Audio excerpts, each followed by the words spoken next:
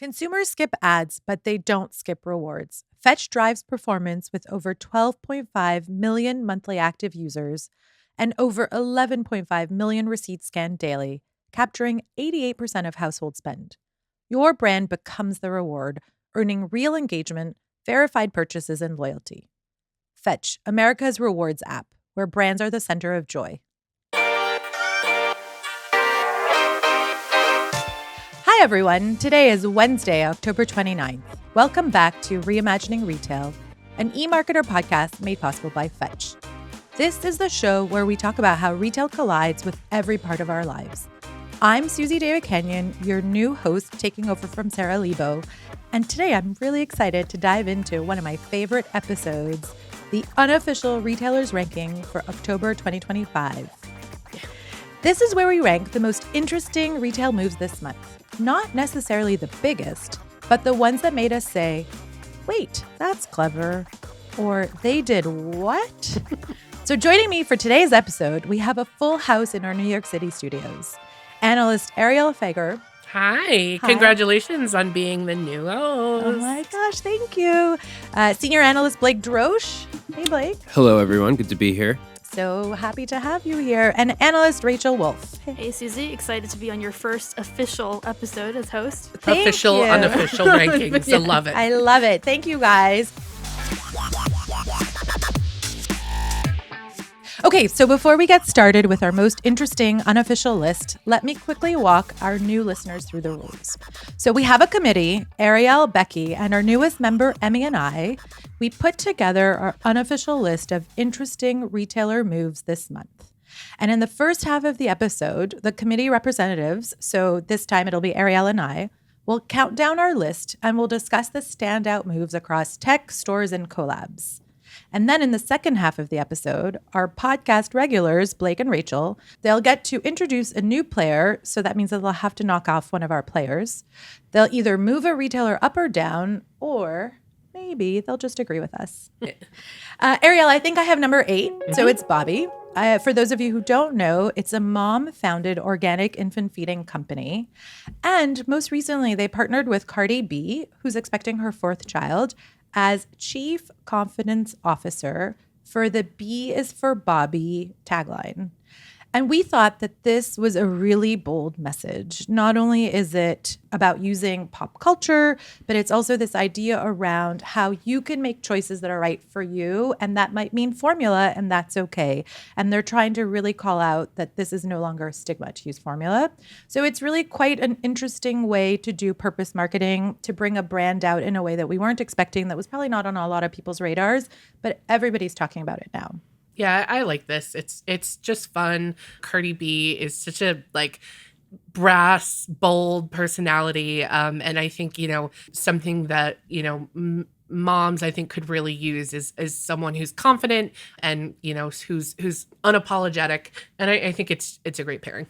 I like that there's an advocacy aspect to the campaign as well. So there's a hotline where people can call in and share their own stories about parenting, which will then be sent to lawmakers. So it's I think a really great way of obviously raising awareness of the brand, but also driving attention toward larger issues. That's a great point. Yep. We love that. We also love number 7, Bombas. Tell us more. Yeah, so Bombas, longtime D2C brand, is finally opening its own retail locations. It's starting with 3. And so it's sold its products in stores before, in other retailers, but this is the first owned store. And it's interesting because the question kind of is why now?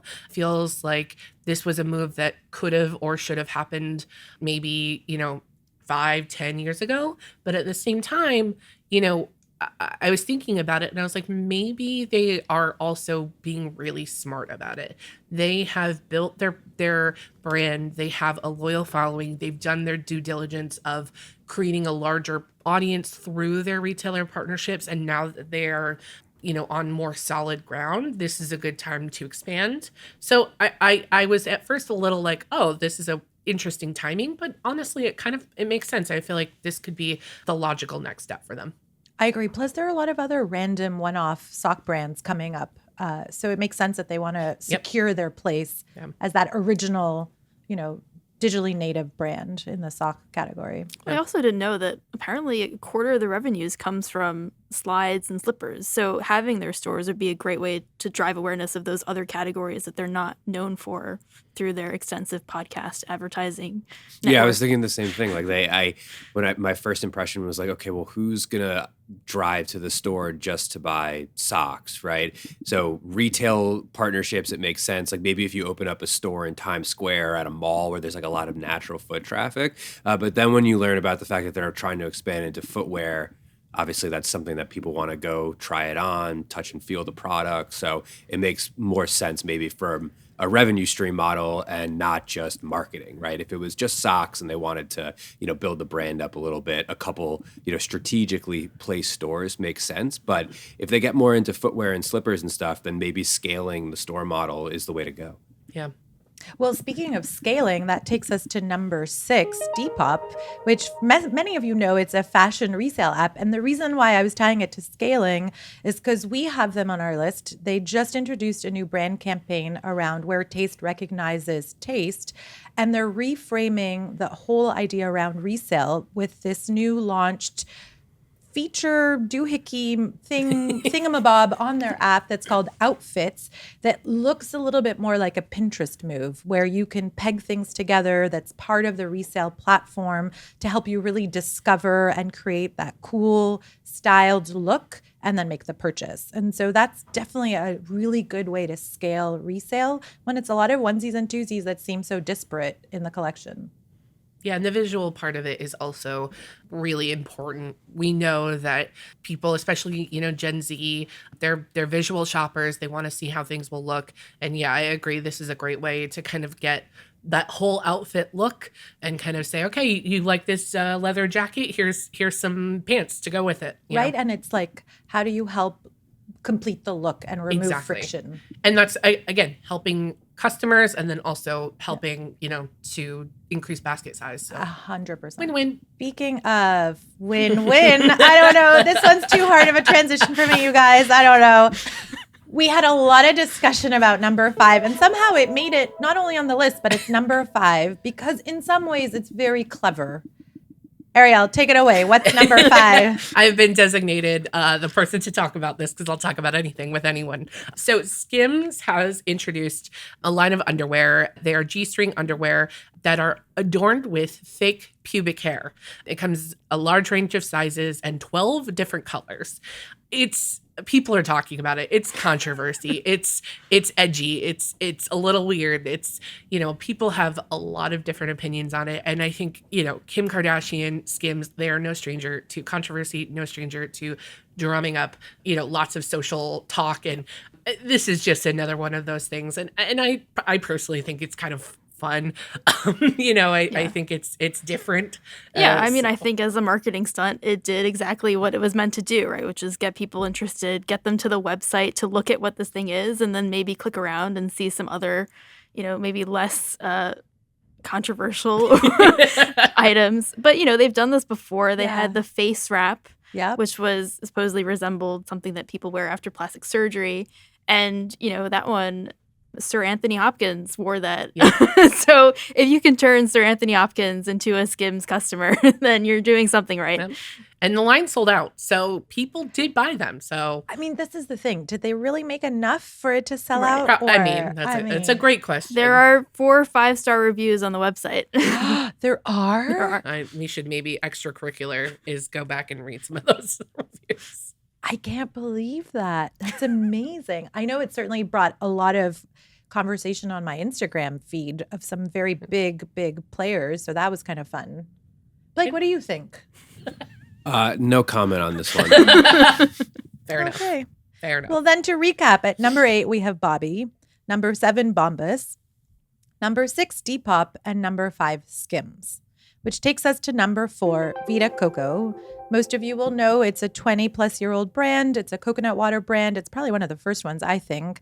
And we have them on the list because they have a collaboration for Halloween with Labubu. But I think it's worth noting that the kit, which comes with collectible doll costume and a bunch of other things, and it is only for loyalty members, is also not 100% a collab. They have made costumes for Labubu dolls, but there is a little asterisk on their website that says that it is their doing versus an official collab. But it has gotten all of us to talk about it. I didn't realize that the CPG brand had a loyalty program that's called the Grove. So they're definitely doing some smart things to drum up business. Yeah, I mean, I think consumers are probably not paying attention to that asterisk. I think, it's everyone was crazy about Labubus, and, it's Halloween, it's fun, it's exciting. It's true. They've tied a lot of different pop culture moments to create this fandomness, right? Yeah. Yeah, I agree. And as someone who learned about Labubus on this podcast in real time, I now understand the cultural gravity of the Labubu craze. And I do think it's a good idea of like, it is an unofficial collaboration. It feels like it's a little bit like we're going to jump on this to try and drum up a little bit of noise. And in a way, it's a little bit aggressive, I think, because it is not official. But I think that's a good thing. I think like it's like particularly a CPG brand that's trying to drum up a little bit of loyalty or create a little bit more loyalty for their specific product, which is difficult. Like you need to be creative, you need to be aggressive. So I think it's a smart move. Yeah, I think it's interesting, but I guess I just question whether it's original. I mean, I've seen so many different brands try and cash in the Labubu phase. I saw like Olive Garden had something about Labubus. So I think, when everybody is doing it, does it really make Vita Coco special? I don't know. It's a fair point. Fair. Yeah. The only thing which they're clever, but everybody does it, right? It launches on a day. It's limited quantities. Everybody's got to run to it. So it is going to certainly see a bump in sales. But yeah, maybe not as original as some other campaigns like the Skims. Yeah. Very original.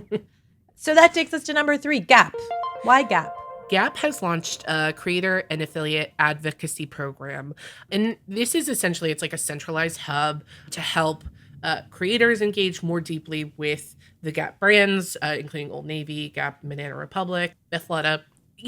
I think it's really clever because it gives creators kind of a one hub to access, quote, new releases, product seeding, exclusive promos. And it makes it easier for the creators. And it also makes it easier for the brands to connect with these creators. And I also wonder if it maybe helps with data too. I wonder if having one united program can give Gap a little more insight into how all of their creator programs are performing across the portfolio. So this feels like a really interesting way as creative marketing grows to really streamline and organize that. Gap is really one of the first loyalty programs that was Gap Inc. So the loyalty program ran around all 4. Yeah. Versus a lot of other brands that it doesn't. So that's probably there is something to the data sharing. What do you guys have to say about Gap? What do you think? We put it at number 2. I think what I find interesting is the range of creators that they're working with. Like as long as you have, I think it's 1,000 followers, you can join the program. And I think that's a smart move. If you have more creators, that just means more available content. It gives you more opportunities to maybe target your messaging for very specific audience segments instead of, the broader sort of brand level, brand awareness marketing. So I think it's a smart move. I think it's interesting. Like a lot of these affiliate programs that I've seen are coming from bigger retailers. And I think Gap to do sort of a self-service creator program, it makes me wonder if like it's actually going to be super successful because there has to be, creating content is, a big effort. And if creators are making Gap content and then they don't see any benefits from it because people aren't buying the products, then it makes me question like how long and how successful is this program actually going to be, as opposed to like, creators wanting to use the Amazon affiliate program, which is, not guaranteed, but has a much higher probability of like being successful for them. So I think it'll be interesting to see how it actually scales. Agreed. Yeah. Although I do think nowadays you kind of have to be everywhere all the time, which brings us to number 2, Walmart. Great transition. Love it. Thanks. So Walmart, why did we pick Walmart for number 2? Well, it's now everybody's been talking about this. How can we not be talking about this? It's partnering with OpenAI to let customers shop via ChatGPT. It's the first retailer making this big move. It's very controversial right now in commerce, but it is definitely more than that for Walmart in terms of they're really trying to signal, again, we've been talking about this a lot, signal that they are not a dated retailer, but that they are not really tech forward, and they want to jump in on all of the different tech headlines. So for that, we put them at number 2. Yeah, I think it's really interesting, especially, I know we compare Walmart and Amazon quite a lot, but I feel like it's a natural comparison to make.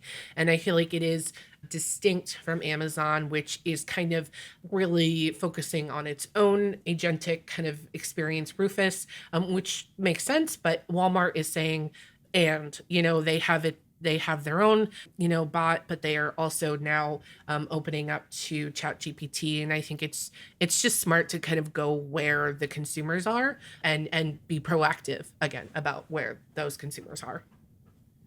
Yeah, I think Walmart is always sort of at the forefront of these things. They were really quick to partner with TikTok and connected TV platforms on shoppable media. And it's just a natural fit for a retailer with so much, money to throw around to try to be ahead of the curve wherever it may be leading. Like, I don't know if it's necessarily, it's certainly sort of the tail wagging the dog a little bit because consumers are not using AI agentic commerce in any meaningful way right now. But there's a lot of speculation that it will become if not a large component, at least a component of driving shopping discovery. So it makes sense for them to be, experimenting in this field right now.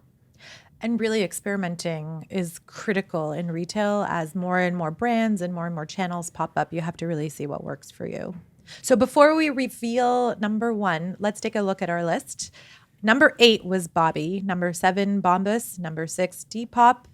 Number 5, Skims with their new product launch. Number 4, Vita Coco. Number 3, Gap. Number 2, Walmart. And our number 1, do you want to tell us who it is? Drum roll, please. It's Ulta. And the reason Ulta made the number 1 spot is for its new marketplace. It's a new marketplace on both its website and app. I think what is interesting to me is that it's invite only. I don't know, I guess, how much control other retailers exert over their own marketplaces, but I think the ability to really curate the exact right products, the right quality products is something that will help Ulta stand out. It's just, again, an expanded assortment for customers. And I think it's just a smart move and a more monetizable ad space for its retail media network, which again is something that makes a lot of sense considering where we're at. More data, more ads, more makeup. It'll be interesting to see how their marketplace can compete, though, with particularly Amazon and Walmart, because we've seen them doing so well in the beauty space for many years. And there's going to have to be, whether there's a loyalty component or just a product selection component, it's going to have to be something that's going to convince consumers who are already buying their beauty products through Amazon, probably with a Prime membership, probably getting those products very quickly, maybe reoccurring subscriptions, things like that, over to Ulta, right? I think it's a natural space. They have to sort of move into the marketplace component because of the fact that this is such a fast-growing segment of e-commerce, but it's also one of the most competitive spaces. So it'll be really interesting to see how they fare. They're very proficient in all things digital, so I think they're well positioned, but I think no matter how well positioned you are when you're going up against Amazon, the odds are always against you. Yeah, and I also wonder if that curated approach kind of works against them, right? Because it limits the amount of new products, say, or new brands that they can add to their website or their marketplace, in which case, again, that just drives people back to Amazon, to Walmart, to the marketplaces that have the selection that people want. I do think in their favor, though, is that they are cultivating their own brands, and people don't understand what a marketplace is. And so you don't know if it's a 3P or a 1P when you're shopping. And Ulta is going after all of these very niche, Korean, Japanese masks and stuff that maybe on Amazon you're worried it's a dupe. And so you're not going to get it, but you have that legitimacy from Ulta. Yeah, and I think Ulta has a pretty strong loyalty following, and I think that is going to really be where this shines, is the people who are already shopping in Ulta, who have an affinity for it, and now who are like, oh, like they have this now and they have this now, and I think that's going to be its strong suit. So many great retailers to choose from. So we have two other honorable mentions. IKEA, for being so open about the price increases. It sort of attributes them to tariffs. They're not doing it in a very marketing splashy kind of way, but they're being just very intentional and transparent about what categories and what raw materials are being impacted by tariffs and therefore impacting their own business, and it's not across all of their categories. And we also had Amazon. Tell us more, Arielle. This is it's a mixed bag. 2 reasons we added Amazon to the list in number 10.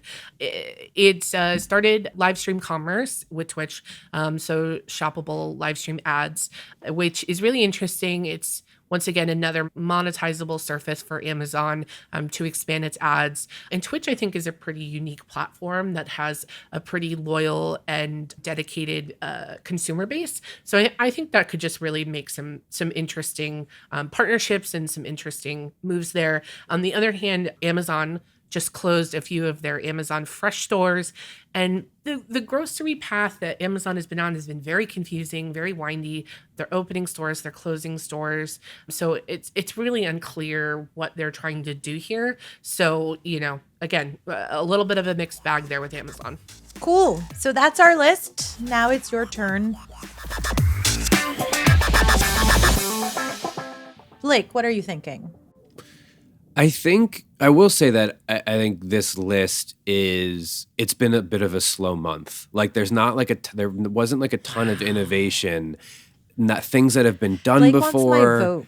I think, no, don't worry. I'm still going to have an opinion. But I just want to say, I'm a little disappointed in, That's so retail crazy. news for this month. We walked away from this list being like, wow, we really like this list. This was a good month for us. I don't think so. I think there's nothing did we miss? that wow. I'm not saying we missed anything. I'm not saying the podcast month. missed anything. I think the industry as a whole, there just hasn't been that much excitement. It's just retailers doing what they are supposed to be doing. Right? Walmart is, going all in on the next technological innovation.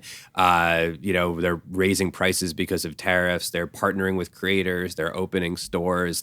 Not much new under the sun. If you put it that way. Anyways. So then what would you move? I guess I our would list is move. perfect. I think it's a little bit nuanced, but I would move Bombas up, actually.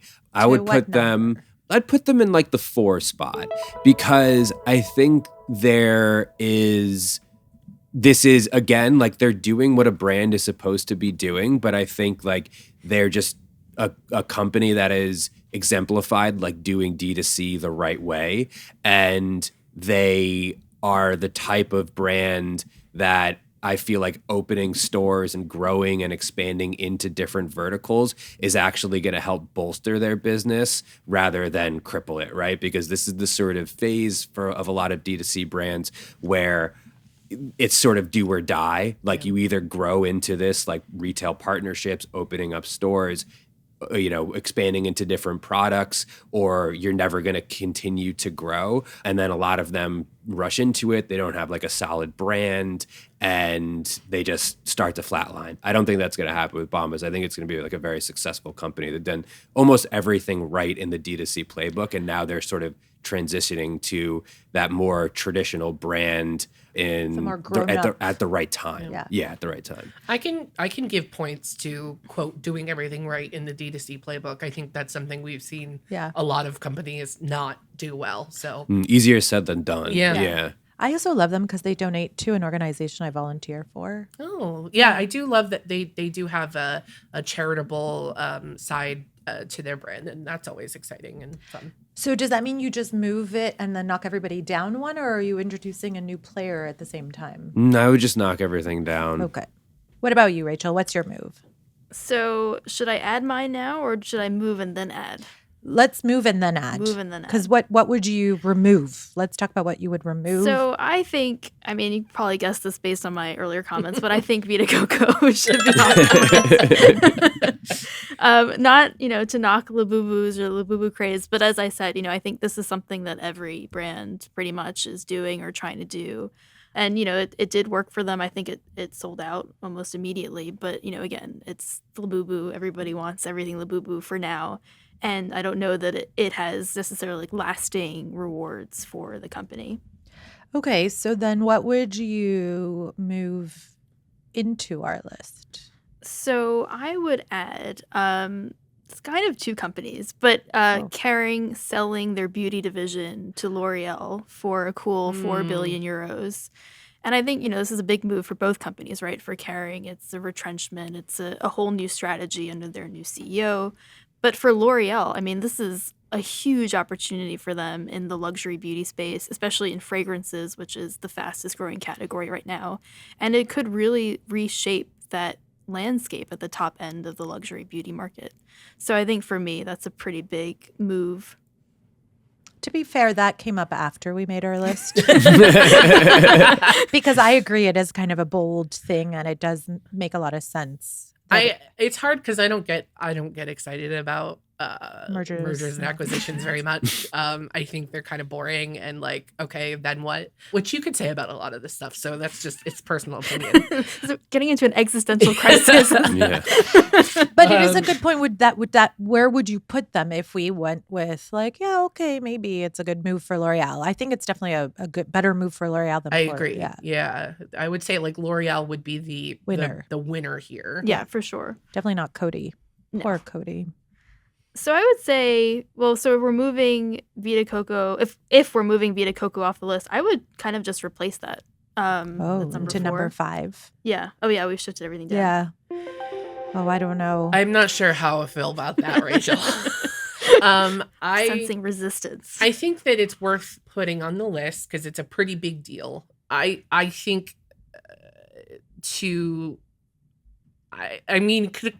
comparing. It's hard to compare the Skims pubic hair underwear to L'Oreal being sold to another company. They're very different, but I feel like what's more interesting to me is the Skims thing. So I definitely don't, Yeah. I mean, I will say, I guess to defend myself, I think Skims is interesting, but in terms of, what implications does this have for, whatever category? I don't think that other brands are going to be rushing to produce pubic hair songs. That's a fair point. Suzy, what do you think? Well, I'm open with moving L'Oreal to number 8. So just moving everybody up one now. Okay. Yeah. Because I do think L'Oreal is winning big, and it is definitely signaling a lot of what's happening in the industry. And so we're going to probably see more of this happening, and it'll shift to some of the stuff that we love looking for, which are collaborations and partnerships. Yep, that sounds good to me.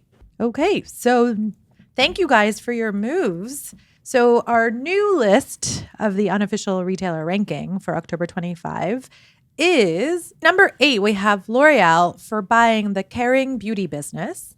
In number 7, we have Bobbi for teaming up with Cardi B for their new campaign. Number 6, Depop for launching outfits. Number 5, Skims for going viral with a new faux hair thong that they launched. Number 4, we have Bombas for moving into stores. Number 3, Gap for launching a creator platform. Number 2, Walmart for partnering with OpenAI to enable shopping via ChatGPT. And number 1, Ulta for launching a marketplace. Anybody have anything they want to add? Great list. Love it. Speak now or forever hold your peace. I hope we have something more interesting to talk about in November. Well, we have a theme for November, so be ready. Yeah, there's going to be a theme. And that's all the time we have for today. Thank you, Arielle. Thank you so much. This is really fun. So fun. Blake, thanks for joining us. Thanks for having me, and congratulations on your new position as host. Thank you. Well, we know you're very busy prepping for the debate, so thanks for making the time to join us. Of course. And Rachel, thanks so much for joining us. Thanks, Suzy. This was a blast. And listeners, thank you so much. And to our team that edits the podcast, please leave a rating or review and remember to subscribe. I'll see you for more Reimagining Retail next Wednesday. And on Friday, join Marcus for another episode of Behind the Numbers, an e-marketer podcast made possible by Fetch.